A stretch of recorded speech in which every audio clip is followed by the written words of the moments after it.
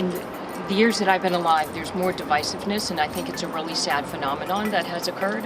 I think it's always been there, except now we're listening, so we're hearing it. I think the political discourse has disintegrated. I guess I'm afraid to give my opinions on a day-to-day basis. I think that's the reality of it. Social media has just blown the whole thing up.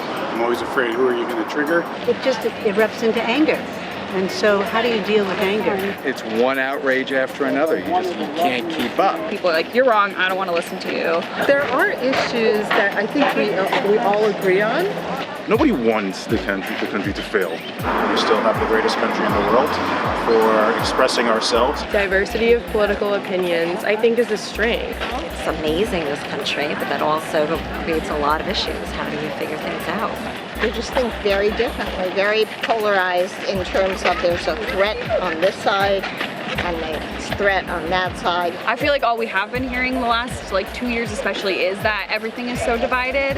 You have to up the volume in order to be noticed. The media likes the Trumps, and the media likes the snowflakes.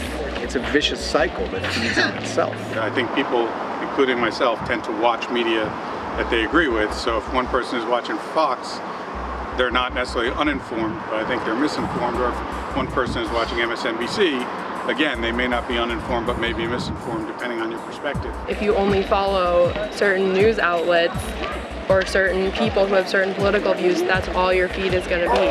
Amongst the people who have similar opinions, we can talk. Like the Facebook vacuum, where it's just no other new information is getting in. Why bother communicating with another soul that's in front of us when we can Google? The randomness of being in a physical location and, say, perhaps engaging somebody when you don't know what their perspective may be is different than going onto social media where the algorithms, based on your personal preferences prior, are being fed to you, so it's a reinforcement of your worldview. I feel like it's so hard to voice your opinion because you know that you're going to get attacked possibly online, which is kind of a bummer when you want to, feel involved. You don't have to take personal responsibility because you're removed. In division, aren't people quick to stereotype and label? Saying things like, oh, they're snowflakes, oh, they're heartless. Words can be very powerful, and words can hurt people.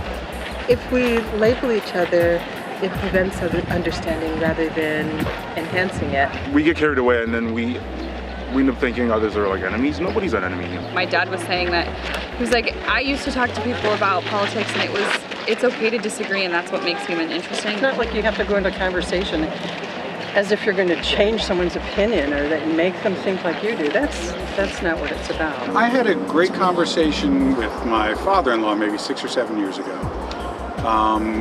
He's more conservative and I'm more liberal-leaning. And when we started talking about individual, more specific things, rather than try and talk about grandiose principles that are spouted in elections, actually, we were very, very close. You have to be open-minded, especially in these times. You need dialogue between opposing groups, and you need to establish like protocols for the communication so that people can it's almost in a way to kind of relearn how to talk in a respectful manner to people with differing viewpoints. Constantly talking to different types of people and remembering that face-to-face conversations where you're hearing someone's differing opinions and why they feel that way is so crucial. There's a number of organizations that bring people together with a commitment to talking to one another. And I think that's a great thing, and it's a start. Being able to talk to someone when you're starting at completely adverse positions and bringing it together and realizing you're not so separated. You should be kind. Even if you don't agree with someone, you should be kind. People are people. They want to take care of their families. They want a good life.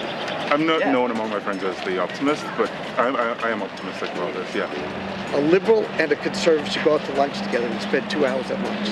If everyone in Congress paired up with someone from the other viewpoint and said, okay, we're playing a game. We're going to go out to lunch and we're going to break bread together and just talk and let me hear your views for 30 minutes. You hear my views for 30 minutes. And let's see if we create friendship, because good government is about good people.